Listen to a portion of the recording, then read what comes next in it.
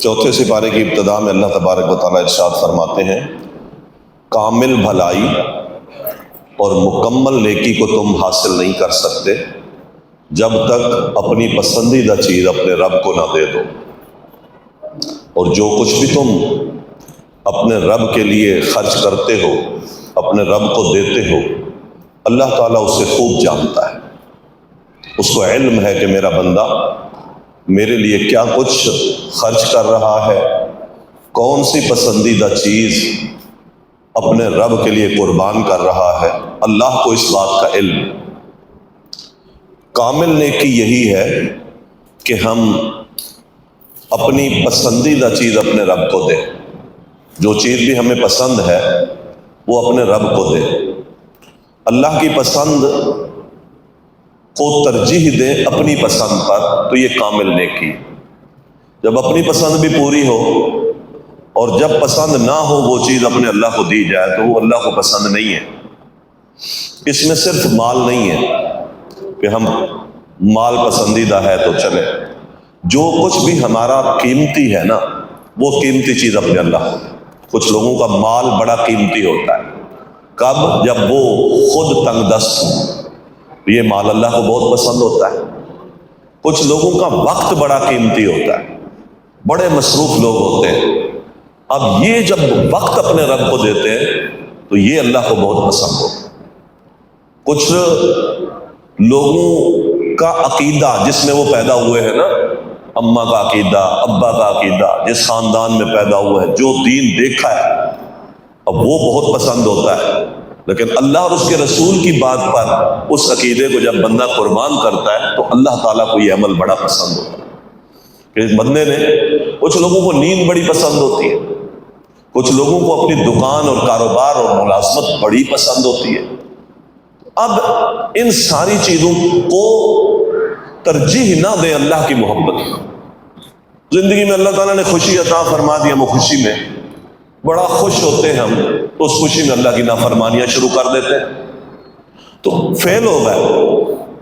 آپ نے اپنی خوشی کو ادھورا کر دیا، اللہ کی پسند کو چھوڑ دیا۔ اللہ کی پسند یہ نہیں تھی جو میں اپنی شادی میں کر رہا ہوں، جو میں اپنے کاروبار میں کر رہا ہوں۔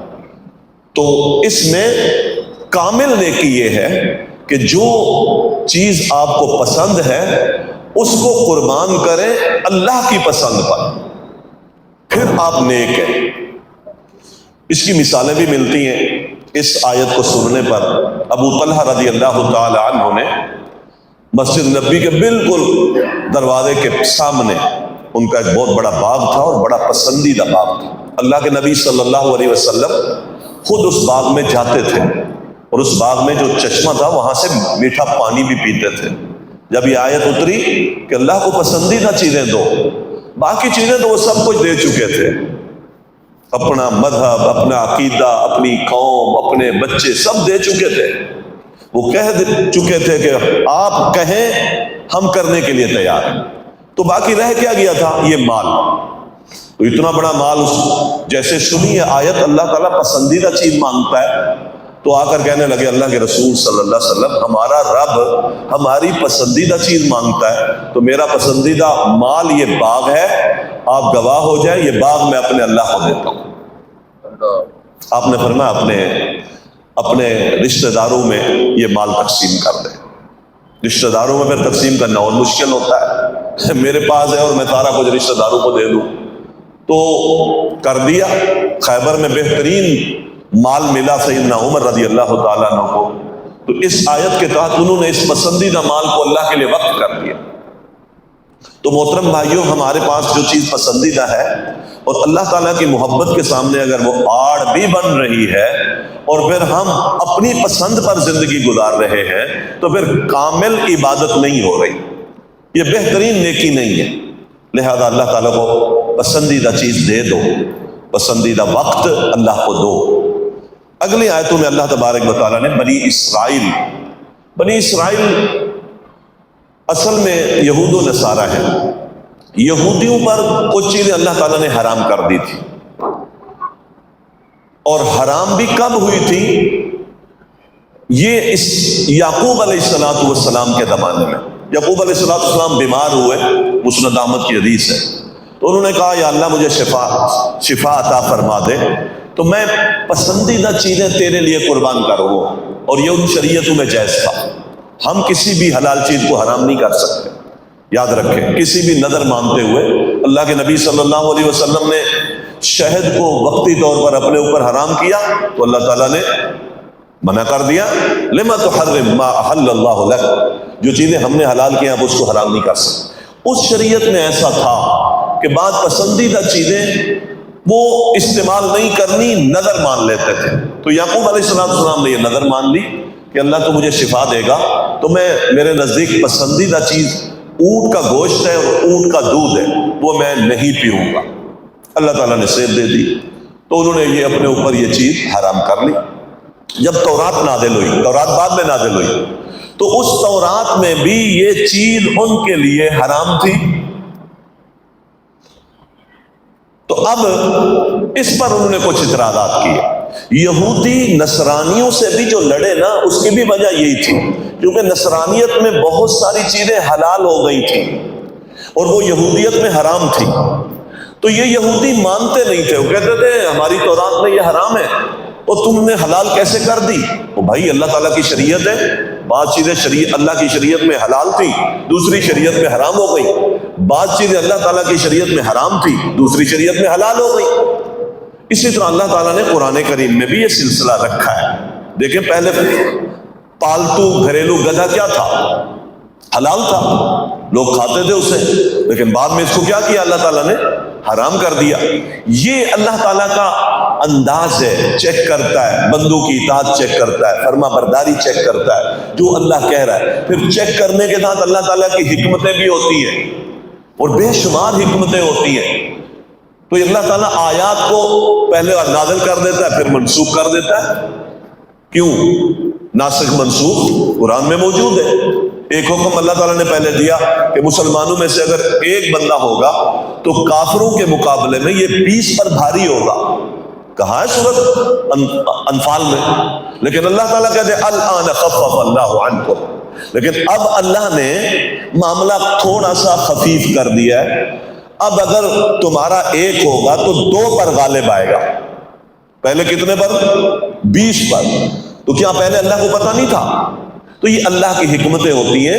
ایک حکم اللہ تعالیٰ وقتی طور پر دے دیتا ہے، اس میں اس زمانے اور اس حالات کے موافق ان کے لیے خیر ہوتی ہے، لیکن بعد میں اللہ تعالیٰ اس حکم کو منسوخ بھی کر دیتا ہے۔ اب اس میں اس اعتبار سے خیر نہیں ہوتی کہ اگر یہ عمل کریں گے تو ان کے لیے بہتر نہیں ہے۔ تو یہ اللہ کی حکمت ہے۔ تو اللہ تعالیٰ نے یہودیت میں بھی ایسا کیا۔ یہودی دشمن کیوں بنے عیسائیوں کے، نصرانیوں کے؟ ایک وجہ یہ بھی تھی کہ ہماری چیز تورات میں ایک چیز حرام ہے اور یہ اسے حلال کرتے ہیں، تو اس وجہ سے یہ دشمنی ہوئی۔ تو بہرحال اللہ تبارک و تعالیٰ نے یہ باتیں بیان فرمائی کہ دیکھو جو چیزیں ہم نے تم پر حرام کی ہیں نا، وہ پہلے حرام نہیں تھی، بعض تمہارے کرتوتوں کی وجہ سے حرام کی ہے اور بعض تمہارے بڑوں نے تورات کے نزول سے پہلے ہی تم پر حرام کر دی تھی۔ لہذا یہ سب باتیں اللہ تبارک و تعالیٰ نے قانون کے طور پر تم پر نازل فرمائی ہے۔ اسی طرح اللہ تبارک و تعالیٰ فرماتے سب سے پہلا گھر جو دنیا میں اللہ تعالیٰ نے بنایا ہے وہ بکہ میں ہے۔ بکہ نام ہے، مکہ تھا، بکہ میں بیت اللہ ہے، کعبہ ہے، سب سے پہلا گھر یہ بنایا گیا۔ اور اس کے بعد دوسرا گھر جو بنایا گیا وہ بیت المقدس، یہ دوسرا گھر ہے، اور اس کے بنانے میں 40 سال کا فاصلہ ہے۔ اور 40 سال کے فاصلے سے مراد یہ اس کی تعمیر اور اس کی بنیاد 40 سال پہلے اللہ تعالیٰ نے رکھوائی اور ان کی بنیاد اللہ تعالیٰ نے 40 سال کے بعد رکھوائی۔ ایک ذکر کیا اللہ تعالیٰ نے اور پھر صاحب کہا کہ اس گھر کا حج تم پر فرض ہے، جو بھی استطاعت رکھتا ہے وہ اس گھر کا حج کرے، اور اگر تم یہ اس بات سے پھر جاؤ گے تو اللہ تعالیٰ غنی ہے، بے پرواہ ہے، اور اللہ تبارک و تعالیٰ اس بات سے بھی بے پرواہ ہے، اور جو یہ کام نہیں کرتا وہ اللہ تعالیٰ کے حکم سے روگردانی کرتا ہے اور اللہ کو کوئی پرواہ نہیں۔ یہاں کئی ایک بات تو یہاں یہ بیان فرمائی، ابراہیم علیہ السلام کے بارے میں لوگوں کو اعتراض ہوا کہ عراق سے چلے اور کہاں آئے؟ شام آئے نا، پہلے شام آئے اور وہی رہے۔ تو یہودی عیسائی کہتے تھے ابراہیم کا پہلا قبلہ بیت المقدس ہے، پہلا قبلہ کون سا ہے؟ بیت المقدس ہے. اور مشرکین مکہ کہتے تھے کہ نہیں، ابراہیم کا قبلہ یہ ہے. تو یہ اعتراض تھا ان کو کہ محمد علیہ السلام جب اس قبلے کی طرف پھرے تو ان کو یہی اعتراض تھا کہ ابراہیم کا پہلا قبلہ تو بیت المقدس ہے، اس لیے کہ وہ وہیں رہے ہیں، وہیں ہجرت کی ہے، تو یہ کیسے ہو سکتا ہے کہ ان کا قبلہ بیت اللہ ہو؟ تو اللہ تعالیٰ نے اس کا جواب دیا کہ پہلا گھر اس کائنات میں وہ کون سا ہے؟ کعبہ ہے، وہ بیت اللہ ہے. اور یہی اصل قبلہ ہے کس کا؟ ابراہیم علیہ السلام کا. اس لیے اللہ تبارک و تعالیٰ نے اس اعتراض کو ختم کر دیا کہ یہودیوں یہ تمہارا اعتراض بنتا نہیں ہے. وَمَن دَخَلَهُ كَانَ آمِنًا. فضیلت بھی بیان کر دی کہ اگر کسی کے باپ کا قاتل بھی حرم میں چلا جاتا تھا تو لوگ اس کو کچھ کہتے نہیں تھے. یہ اتنی امن والی جگہ تھی. جب سے اللہ تعالیٰ نے زمین و آسمان بنائے، جب سے اللہ تعالیٰ نے اس کو بھی حرمت والا بنایا ہے، اس کی حرمت کو کوئی بھی پامال کرنے کا سوچے گا، سورۃ حج میں اللہ تعالیٰ کہتے ہیں ہم اس کو وہی عذاب دیں گے. یہ اللہ تعالیٰ کا حرمت والا گھر ہے، عزت والا گھر ہے. اس گھر کا حج مسلمانوں پر فرض ہے زندگی میں ایک دفعہ. اس گھر کا عمرہ زندگی میں ایک دفعہ، اور زندگی میں حج ایک دفعہ فرض ہے. حج اور عمرہ ایک ساتھ بھی ہوتا ہے. حج کی 3 قسمیں ہیں، حج کریں اور عمرہ ایک ساتھ کریں، عمرہ کریں اور احرام کھول دیں پھر حج کریں، یہ حج تمتع ہے. اور صرف جائیں اور حج کریں، یہ حج افراد ہے. تینوں طرح کے حج کیے جا سکتے ہیں. البتہ افضل حج کیا ہے کہ اللہ کے رسول صلی اللہ علیہ وسلم نے احرام باندھا اور آپ نے ساتھ اسی احرام کے ساتھ عمرہ کیا، پھر احرام کھولا ہی نہیں بلکہ اسی احرام کے ساتھ آپ نے حج بھی کیا. لیکن صحابہ نے ایسا نہیں کیا. آپ نے فرمایا تم احرام کھول دو، اس لیے کہ میں تو قربانی لے کے آیا ہوں، تم قربانی لے کے نہیں آئے. تم احرام کھول دو اور جب حج کے دن آئے تو آپ احرام دوبارہ باندھ کے حج کر لینا. تو اس سے پتہ چلتا ہے یہ افضل حج ہے، یہ افضل حج ہے جس کا اظہار رسول اللہ صلی اللہ علیہ وسلم نے کیا. تو بہرحال اس گھر کا حج عاقل پر، بالغ پر، مسلمان پر، اور جو رستے کا زاد راہ رکھتا ہے اور سفر کی استطاعت رکھتا ہے اس پر اس گھر کا حج فرض ہے. محترم بھائیوں، ہم آخری عمر میں حج کرتے ہیں، استطاعت بھی ہوتی ہے، مال بھی ہوتا ہے، اولادوں کو سیٹل کر رہے ہوتے ہیں، حالات سنوار رہے ہوتے ہیں، بہت سارے امور ہیں. وہ سارے سنوارنے کے بعد جب زندگی کے آخری کھیت کو پانی لگتا ہے اس وقت اب حج کو چل پڑتے ہیں. نہیں، جوانی میں حج کریں اور قوت اور طاقت بلا کے ساتھ جب اللہ تبارک و تعالیٰ مال و زر بھی دے اور زاد رح بھی دے تو جوانی میں یہ عبادت سب سے بہترین عبادت ہے. اللہ تعالیٰ ہم سب کو توفیق دے. اہل کتاب کے آگے اللہ تبارک و تعالیٰ نے تذکرہ کیا ہے کہ اگر تم اہل کتاب کے لوگوں کی باتیں مانو گے نا، ان کی سب سے بڑی ترجیح یہ ہوتی ہے کہ تمہیں کافر بنا دو. کافروں کی اطاعت میں اگر چلے جاؤ گے اور ان سے دوستی کرو گے تو ان کی بڑی کوشش یہ ہے کہ وہ تمہیں کافر بنا دے. اور اللہ تعالیٰ کہتے ہیں مسلمانوں تم کیسے کفر کر سکتے ہو جبکہ تم پر تو ابھی اللہ تعالیٰ کی باتیں اور اللہ کے آیات تلاوت کی جاتی ہیں. تم قرآن سنتے ہو، تم حدیث سنتے ہو، تم وحی کی بات سنتے ہو، پھر اللہ سے کفر کیسے کرو گے؟ تو ہاں تو کر تو رہے ہیں. سب کچھ جاننے کے باوجود اللہ کی بات نہیں مانتے، یہ بھی آیات کا کفر ہے. سود بھی کھا رہے ہیں، آیتیں بھی پتہ ہے تو کفر تو کر رہا ہے. بھائیوں یاد رکھو، آیات کا پتہ ہو، آیتیں ہم پر پڑھی جاتی ہو، ہمیں پتہ بھی ہو، پھر بھی جان بوجھ کے اگر ہم ان آیتوں کو نہیں مان رہے تو اس کو آیات کا کفر کہتے ہیں. اللہ کی آیتوں سے کفر یہی تو ہے کہ نہیں ماننی، علم ہے نہیں ماننی. اللہ کہتے ہیں کیسے تم کفر کر سکتے ہو؟ تم پر تو اللہ کی آیتیں تلاوت کی جاتی ہیں. اور جب آیتیں مسلمانوں پر تلاوت کی جاتی تھی، پردے کی آیتیں مسلمان عورتوں پر پڑھی گئیں، نازل ہوئی اور پڑھی گئیں. مسلمان عورتیں جمع تھیں. ابھی پردے کی آیتیں قل للمؤمنات، مومنہ اے نبی اپنی بیٹیوں سے کہہ دو، امت کی ان عورتوں سے کہہ دو یدنین علیہن من جلابیبہن کہ وہ اپنی اوڑھنیاں اپنے سروں کے اوپر سے اپنے چھاتیوں پر، اپنے سینوں پر ڈال لیں. ابھی یہاں تک وہ قاری پہنچا تھا، دیکھا عورتیں اٹھ کے اپنے گھروں میں جا رہی ہیں اور وہ اپنی اوڑھنیاں لے کے آئیں اور اوپر ڈالیں اور کہا کہ جو کام اللہ کہہ رہا تھا وہ ہم نے کر دیا، اب آگے بتاؤ اللہ کہتا کیا ہے. تو مسلمان تو یہ تھے.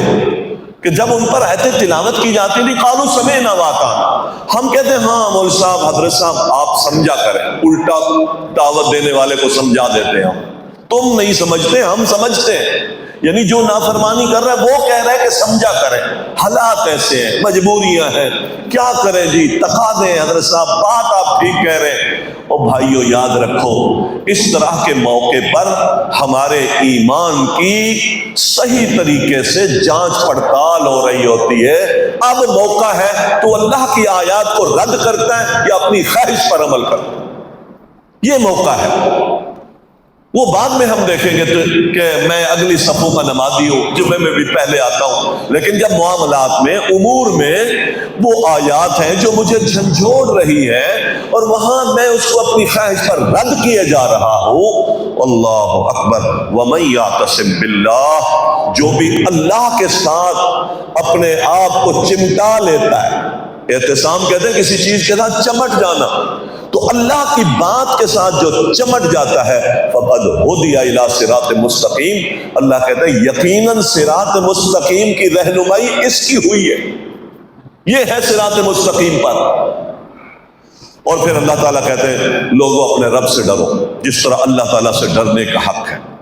اس کی تفسیر عام طور پر اہل علم نے، ابن عباس وغیرہ نے بھی کی، مسلمان اللہ کی اطاعت کر، نافرمانی نہ کر، حلال کھا حرام نہ کھا، نہ شکری کے کلمات کہنے کی بجائے شکر کے کلمات کہے، یہ ہے حق تقاتہ ہی، حلال کھا حرام نہ کھا، اللہ کی بات مان، اس کی نافرمانی نہ کر۔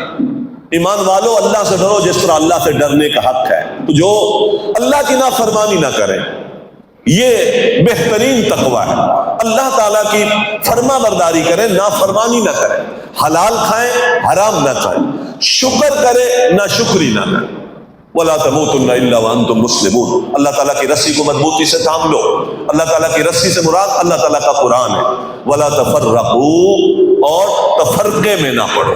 مسلمان کبھی بھی تفرقے میں نہیں پڑتا، مسلمان کی زندگی اجتماعی ہوتی ہے۔ آج مسلمان ٹولیوں میں بٹے ہیں، سیاسی ٹولیاں الگ ہیں، مذہبی ٹولیاں الگ ہیں، اور یہ انتشار اتنا خطرناک ہے کہ یہ ٹولیاں ایک دوسرے کو کافر قرار دیتی ہیں، اور ہیں سارے کون؟ کلمہ پڑھنے والے۔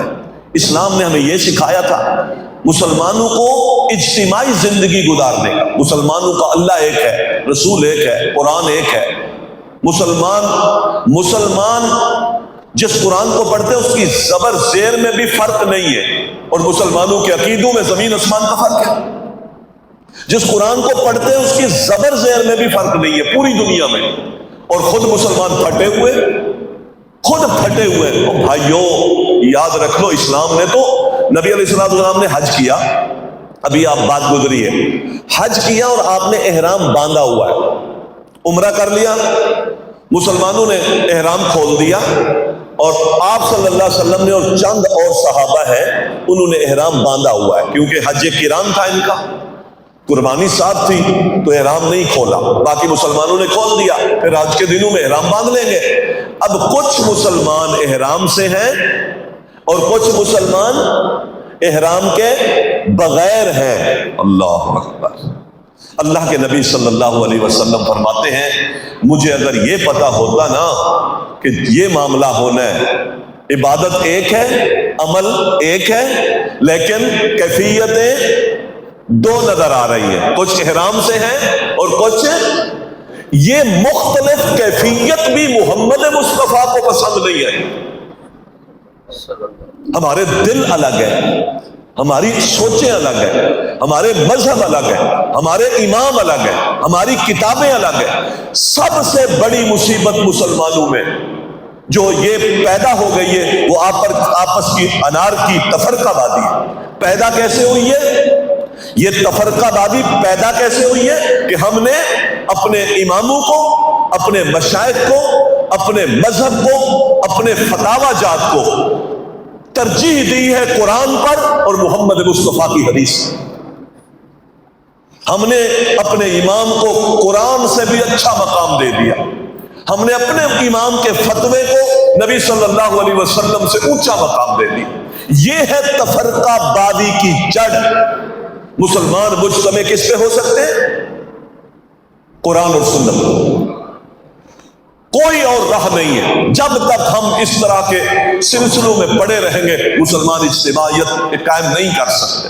منع کیا اسلام نے تفرقے میں نہ پڑو، اور پھر اس تفرقے میں کی دعوت کو پھیلانے کے لیے ایک دوسرے کو ہم کافر قرار دیتے، ایک دوسرے پر کو گالیاں دیتے۔ اتنے خطرناک حد تک پہنچ گئے ہیں، دین کے نام پر قتل ہو رہے، دعوت کے نام پر نفرتیں پھیل رہی، دعوت دین اور نفرت پھیل رہی ہے، خون گرایا جا رہا ہے۔ میں ابھی اسلام آباد میں ایک مجلس میں تھا، تو مختلف علماء تھے، اجتماعیت کی بات ہوئی اور اپنی اپنی بات لے کے ہم بیٹھے ہوتے ہیں۔ میں نے ان سے کہا اللہ کے نبی صلی اللہ علیہ وسلم نے کافروں سے صلح کے موقع پر، حدیبیہ میں کافروں سے صلح کے موقع پر صلح ہو جائے، لڑائی نہ ہو، انتشار نہ ہو، اس موقع پر انہوں نے یہ بات کہی کہ رسول اللہ مٹاؤ۔ جو عہد و پیمان لکھا اس میں کیا لکھا؟ محمد رسول اللہ کی طرف سے یہ عہد نامہ، یہ عہد و پیمان ہے کن کے ساتھ؟ مشرکین مکہ کے ساتھ۔ انہوں نے کہا رسول اللہ مٹاؤ۔ نبی علیہ السلام نے سیدنا علی سے کہا یہ مٹا دو۔ آپ رسول اللہ تھے کہ نہیں تھے؟ کیوں مٹانے کا کہا؟ کہ صلح ہو جائے۔ اگر ہم نام پہ اڑے رہتے، حالانکہ رسول اللہ اتھینٹک تھے، لیکن آپ اڑے نہیں تاکہ انتشار کی راہ سے ہٹ کر مفاہمت کی راہ پر آئے۔ اور آج ہم مسلمان ہو کر چھوٹی چھوٹی باتوں کو ایک لے کر بیٹھ گیا، کس کو؟ ایک یزید کو لے کے بیٹھ گیا، ایک معاویہ کو لے کے بیٹھ گیا، ایک محرم کو لے کے بیٹھ گیا، ایک ربیع الاول کو لے کے بیٹھ گیا۔ یہ چھوٹے چھوٹے اختلاف لے کر ہم ایک دوسرے کو مار رہے ہیں۔ میں نے کہا اگر آج بھی امام ابو حنیفہ رحمہ اللہ، امام شافعی رحمہ اللہ، اگر آج بھی امام سیدنا معاویہ رضی اللہ تعالیٰ، سیدنا عمر رضی اللہ تعالیٰ عنہ، سیدنا علی رضی اللہ تعالیٰ عنہ، سیدنا حسین رضی اللہ تعالیٰ عنہ اٹھ کے آ جائے نا تو وہ ہاتھ جوڑ دے، اور بھائی ہماری اتنی فیور کرتے کرتے ایک دوسرے کو مارو نہیں، ہمیں کوئی گالی دیتا، ہمیں کوئی کچھ کہتا ہے، کرنے دو، لڑو نہیں، اللہ کے لیے خون نہ گراؤ، وہ بھی تمہیں کہہ دیں گے۔ جن کے لیے ہم یہ سب کچھ کر رہے ہیں وہ بھی اس بات کو پسند نہیں کریں گے، اگر وہ آ کے یہ ساری حالتیں ہماری دیکھ لیں، وہ بھی پسند نہیں کریں گے۔ سیدنا عثمان کے پاس ایک شخص آیا، صحیح بخاری کی حدیث ہے، جب ان کو بند کیا ہوتا سازشیوں نے، اپنے گھر میں محبوس ہو گئے تھے، تو ایک شخص نے آ کر کہا کہ جی سازشی لوگوں کا ایک شخص مسجد نبوی میں نماز پڑھا رہا ہے، امامت کر رہا ہے، وہی لوگ تو سازشی ہیں، انہی کا بندہ کیا کر رہا ہے؟ نماز پڑھا رہا ہے، گھر میں آ کے بات کر رہے ہیں، لہذا ہم اس کی بغاوت کریں گے، ہم اس کو نماز نہیں پڑھانے دیں گے، ہم یہ کریں گے، ہم وہ کریں گے۔ سیدنا عثمان رضی اللہ تعالیٰ عنہ نے کیا درس دیا؟ فرمایا نماز ایک بہترین عمل ہے، عبادت کا عمل ہے، جب تک اچھا عمل کر رہے ہیں تو ان کی تابعداری کرو، اگر کوئی شر والا کام کرے تو اس میں آپ دور رہو، خیر کے عمل میں ان کے ساتھ لگے رہو۔ تو محترم بھائیو، ہم تو کیا کرتے ہیں؟ ہم سے تو ایک مسجد نہیں سنبھالی جاتی، چار چار پارٹیاں ہوتی ہیں، ایک اعتراض کر رہا ہے، ایک کھینچ رہا ہے، ایک یہ پلان کے، یہ نفرتیں ہمارا اسلام نہیں سکھاتا۔ محبت کے ساتھ اسلام کہتا ہے، محبت کے ساتھ اللہ تعالیٰ کی رسی کو مضبوطی سے تھام لو، وَلَا تَفَرَّقُوا، اور اسی لڑائیوں کی وجہ سے تو تم جہنم کے کنارے پر تھے، اللہ تعالیٰ نے تمہیں بچا لیا اپنی دین کی نعمت دے کر۔ فَأَصْبَحْتُمْ بِنِعْمَتِهِ إِخْوَانًا، یہ نہیں کہا کہ تم تہجد گزار بن گئے، یہ نہیں کہا کہ تم بڑے جہادی بن گئے، اللہ نے کہا تم اس نعمت کے ذریعے سے بھائی بھائی بن گئے۔ بھائی چارے کو اسلام نے بیان کیا ہے، اسلام اخوت کا درس دیتا، اللہ کی قسم اخوت کا درس دیتا، تم بھائی بھائی بن گئے۔ آج وہی مسلمان آج ایک دوسرے کے دشمن ہیں، ایک دوسرے سے خوف آتا ہے، ایک دوسرے کے خون گرا رہے ہیں۔ محترم بھائیو، اسلام کی تعلیم نہیں ہے، اسلام نے ان ساری چیزوں سے ہمیں منع کیا ہے، اور میں تم بہترین امت ہو۔ کیوں؟ کیا کرتے ہو؟ نیکی کا حکم دیتے، دعوت دیتے ہو، لوگوں کو خیر کی طرف بلاتے ہو، کوئی شر پر ہو تو اس شر سے لوگوں کو روکتے ہو، تم بہترین امت۔ اللہ، بہترین انسان کون ہے؟ نیکی کی دعوت دے۔ بہترین انسان کون ہے؟ جو برائی سے لوگوں کو روکے، مصلحت کے ساتھ، احسن انداز کے ساتھ، گالی نہیں دیتا، سختی نہیں کرتا اور برا بھلا نہیں کہتا، ناراض نہیں ہوتا۔ ومن احسن قولا ممن دعا الی اللہ وعمل صالحا، خود بھی نیک عمل کرتا ہے، لوگوں کو بھی بھلائی کی دعوت دیتا ہے۔ اس سے بہتر انسان کوئی نہیں ہے۔ اگر یہ کام ہم کم از کم اپنے گھروں میں کرنے لگ جائیں، اپنے ہمسائے اور اپنے دوستوں میں کرنے لگ جائیں، تو بہترین لوگوں میں ہم شامل ہو جائیں گے۔ اللہ تبارک و تعالیٰ فرماتے ہیں ان لوگوں کی طرح نہ ہو جاؤ تو تفرقوں میں پڑ گئے، جو لڑائی جھگڑوں میں پڑ گئے۔ ہاں البتہ قیامت کے دن بہت سارے لوگ ایسے ہوں گے ان کے چہرے سفید ہوں گے، اور بہت سارے لوگ ہوں گے ان کے چہرے سیاہ ہوں گے۔ اور جن لوگوں کے چہرے سیاہ ہوں گے یہ وہ لوگ ہیں ماننے کے باوجود نہیں مانتے تھے۔ قرآن ہے، ماننے کے باوجود نہیں مانتے۔ قرآن کو مانتے ہاں، تو قرآن کا حکم لاگو کیوں نہیں کرتے؟ بس مسائل ہے، ان کے چہرے سیاہ ہوں۔ ہم جن چیزوں کو مانتے ہیں نا یہ حق ہے، اس پہ عمل بھی کریں۔ چہرے سیاہ نہیں ہوں گے، چہرے سفید ہوں گے۔ چہروں پر تازگی کا قیامت کے دن جو اللہ تعالیٰ نے فارمولہ بیان کیا ہے وہ ہے حق کو صرف مانے نہیں بلکہ حق پر عمل بھی کریں۔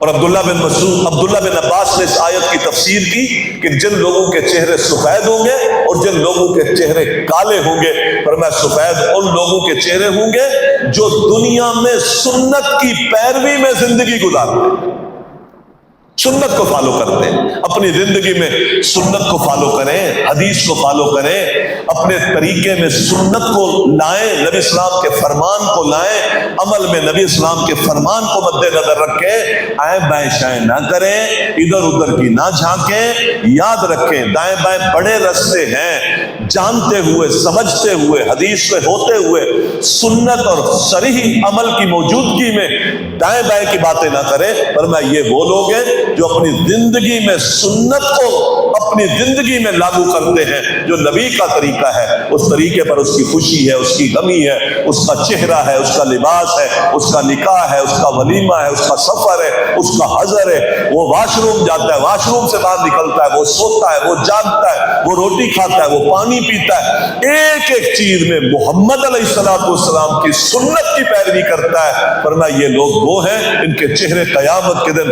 14ویں کے چاند کی طرح چمک رہے ہو، کیونکہ نبی کا دین نور ہے، اور اس نور کو لاگو کرتا رہا تو چہرے پر چمک آئے گی۔ اور جن لوگوں کے چہرے سیاہ ہوں گے وہ کون ہیں؟ جو ٹال مٹول کرتے ہیں، کس سے؟ سنت کی پیروی سے۔ یا تو بدعمل ہے یا پھر کچھ مفادات آڑے آتے ہیں اور سنت کو وہ فالو نہیں کرتے۔ پھر اللہ تبارک و تعالیٰ نے آگے کچھ اہل کتاب کے لوگوں کا تذکرہ کیا جو مسلمان ہو گئے تھے۔ اسد ہیں، اسید ہیں، عدی ہیں، یہ بہت سارے صحابہ جو یہودیت سے آئے تھے، نصرانیت سے آئے تھے، یہ مسلمان ہو گئے تھے۔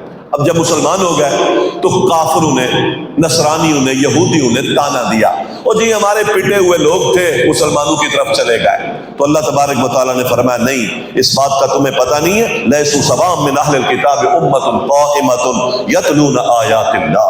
یہ یہودی اور نصرانہ اگرچہ یہ بہت بے دین ہے، لیکن ان میں کچھ لوگ ایسے بھی ہیں جو عام یہودیوں کی طرح نہیں ہیں۔ بات کو سمجھے، عام یہودیوں کی طرح نہیں، وہ بہت اچھے لوگ ہیں۔ ان اچھائیوں میں قرآن نے بیان کیا کیا؟ یہودیوں میں بہت اچھے لوگ ہیں، وہ مسلمان ہوئے، اور کیا کرتے ہیں وہ؟ یتلون آیات اللہ، وہ اللہ تعالیٰ کی قرآن کی تلاوت کرتے، تو رات کو بھی پڑھتے تھے، اب مسلمان ہوئے تو قرآن کو بھی پڑھتے ہیں۔ اس سے پتہ چلتا ہے تلاوت محبوب عمل ہے اللہ تعالیٰ کا۔ کردار بیان ہو رہا ہے کہ یہ گندے نہیں ہیں جن کو تم گندا کہہ رہے ہو، یہ بہترین لوگ ہیں۔ ہاں اس طرح کے کام کرنے والوں کو آج ہمارے معاشرے میں بھی چھوٹا سمجھا جاتا ہے۔ مدرسے میں اچھا کیا پڑھ رہے ہو؟ حافظ بن، مولوی صاحب ہو، اچھا ٹھیک ہے، بس ٹھیک ہے۔ اللہ تعریف کر رہا ہے کہ جو محمد مصطفیٰ کے پاس آئے ہیں اہل کتاب میں سے وہ اتنے عام لوگ نہیں ہیں، بلکہ وہ یتلون آیات اللہ، وہ اللہ تعالیٰ کی قرآن کو پڑھتے ہیں۔ بہت فضیلت والا عمل ہے، ہمیں کثرت سے اللہ تعالیٰ کے قرآن کی تلاوت۔ پھر دوسرا، آناء اللیل، رات کی گھڑیوں میں یہ قیام بھی کرتے ہیں اور سجدے بھی کرتے ہیں۔ اللہ تعالیٰ نے دوسرا عمل کیا بیان کیا؟ تہجد۔ کسی شخص کے صالحیت کی کامل دلیل یہ ہوتی ہے کہ وہ تہجد گزار ہوتا ہے۔ کوئی شخص کامل صالح نہیں بن سکتا۔ کامل صالح، صالحین کی ہمیشہ یہ خصلت رہی ہے کہ وہ تہجد گزار ہوتے ہیں۔ اور یہاں رب العالمین نے بہترین لوگوں کی لسٹ بیان کر کے ان کا جو کردار بیان کیا، اس میں کیا کہا؟ یتلون آیات اللہ آناء اللیل، رات کی گھڑیوں میں قرآن کی تلاوتیں کرتے ہیں، وہم یسجدون، اور رات کی تنہائیوں میں اللہ کو سجدے کرتے ہیں۔ تو محترم بھائیو، یہ تہجد کا عمل یہ عظیم عمل ہے۔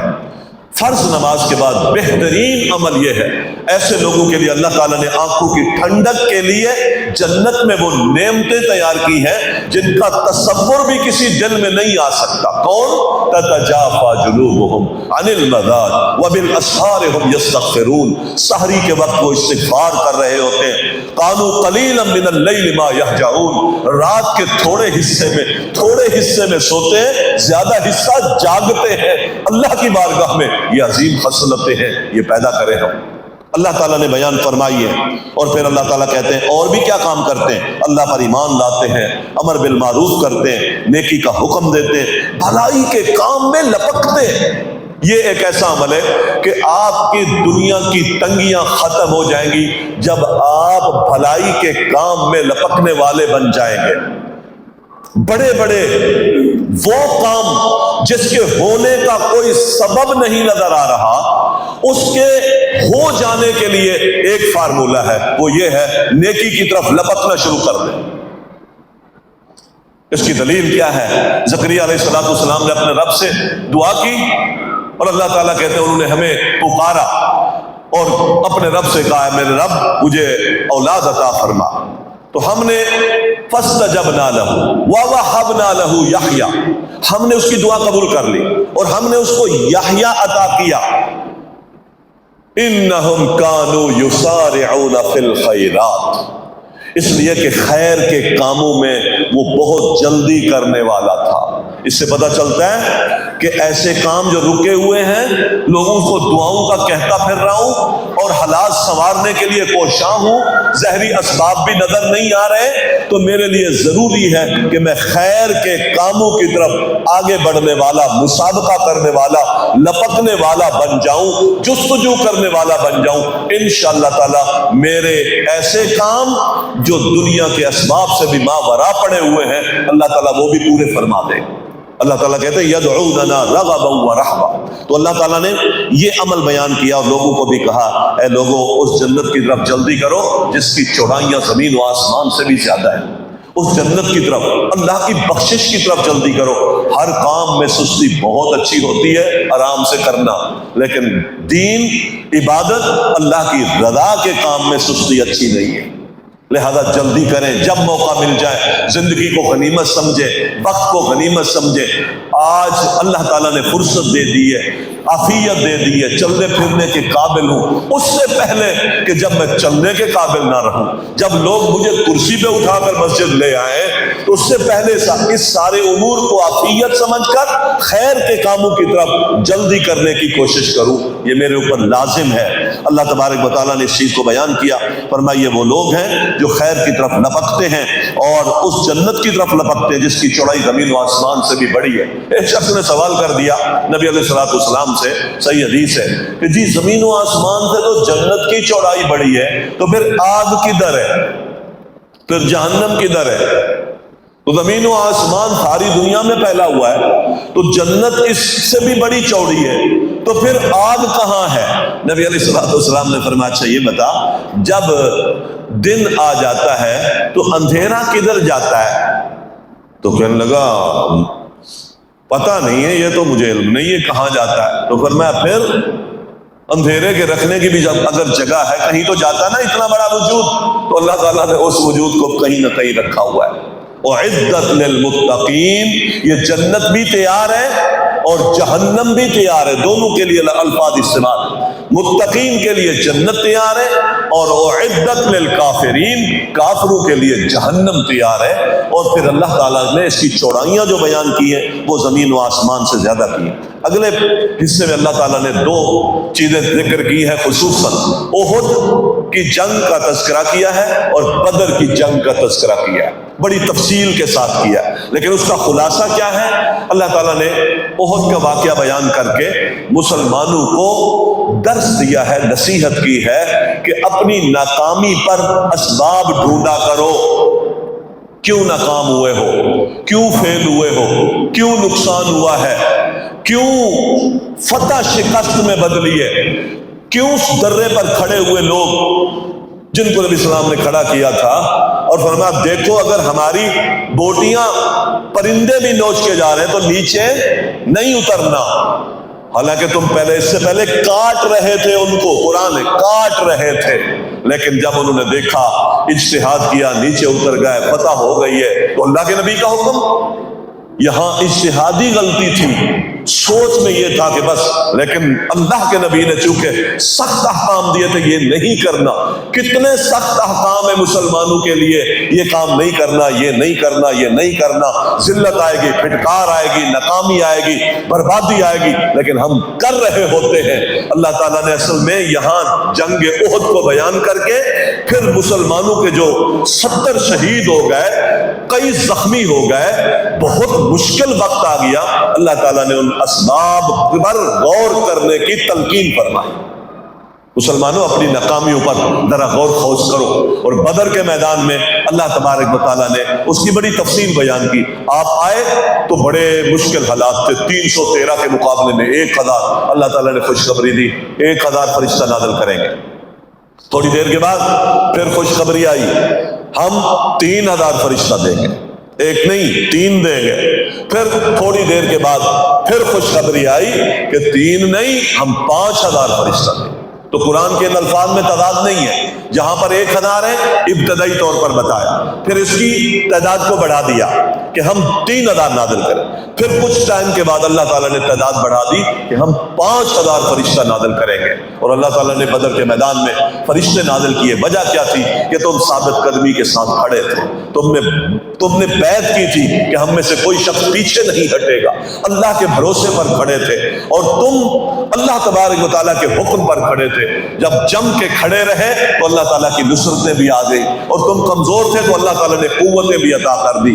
تمہیں پانی کی ضرورت تھی تو بارشیں بھی نازل فرما دی، اور سامنے اس قوت کو اللہ تعالیٰ نے تباہ کر دیا۔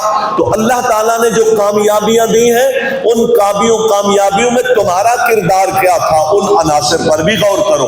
کامیابیاں کیوں ملتی ہیں، ان عناصر پر بھی غور کرو، اور کامیابیاں ناکامی میں بدل کیوں جاتی ہیں، اس پر بھی غور کرو۔ بڑی تفصیل کے ساتھ اللہ تعالیٰ نے ان دونوں واقعات کو بیان کیا ہے، اور یہ بہت بڑی عظیم جنگیں ہیں جو مسلمانوں نے لڑی ہیں۔ اس میں ہمارے لیے بہت ساری عبرتیں بھی ہیں، سبق بھی ہے، اور اسلام کا اس میں مقام اور مرتبہ بھی آگے بڑھا ہے، اور مسلمانوں کو اللہ تعالیٰ نے شان اور شوکت بھی دی ہے، اور ہمیں بھی غور خوض کرنے کا حکم دیا ہے کہ تم اگر اللہ کے حکم کے مطابق زندگیاں گزارو گے تو اللہ تعالیٰ کی طرف سے نصرتیں نازل ہوں گی، بشارتیں نازل ہوں گی، حالات سنوریں گے، بگڑیاں بنیں گی۔ یہ ساری تفصیلیں اللہ تعالیٰ نے آگے والے حصے میں بیان کی ہے۔ اللہ سے دعا ہے اللہ تبارک و تعالیٰ ہم سب کو دین سمجھنے اور اس کے مطابق عمل پیرا ہونے کی توفیق عطا فرمائے۔